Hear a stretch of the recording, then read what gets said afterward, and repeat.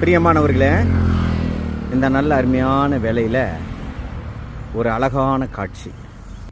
இந்த சமயத்தில் பார்த்தீங்கன்னாக்கா ஒரு நல்ல ஒரு செய்தியை கேட்க போகிறோம். அதே நேரத்தில் எனக்கும் உங்களுக்கும் எல்லாருக்கும் ஒரு நல்ல ஒரு ஆலோசனையாக இருக்கும். இது பாருங்க, நம்ம உலகத்தில் நம்ம ஜெயிக்கணும் ஜெயிக்கணும் ஜெயிக்கணும். எதை ஜெயிக்கணும் அப்படின்னு பார்த்தா 3 காரியத்தை ஜெயிக்கணுங்க. எது தெரியுமா? உலகம், மாம்சம், பிசாசம். இப்போ உலகத்தை ஜெயிச்சிடலாம், பிசாசும் ஜெயிச்சிடலாம்.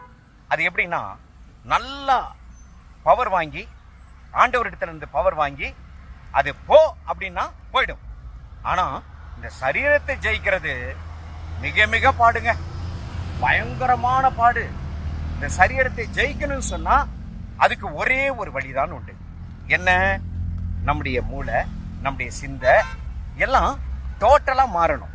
அப்படி சேஞ்ச் ஆகணும்னு சொன்னா என்னன்னா, சேஞ்ச் ஆகக்கூடிய வழிகளை தேடணும். எப்படி தேடுவது?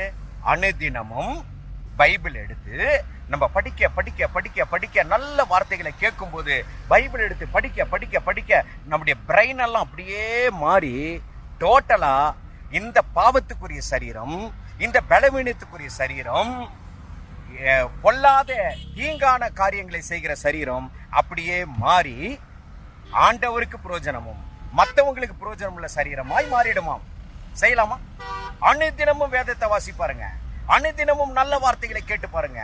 இந்த பிராக்டிஸ்குள்ளார வந்தா கட்டாயம் இந்த சரீரத்தை நாம் ஜெயிக்க முடியும். ஆகவே ஜெயம் எடுக்கிறதற்கு தேவன் தாமே நமக்கு ஆசீர்வதித்து பலன் தருவாராக.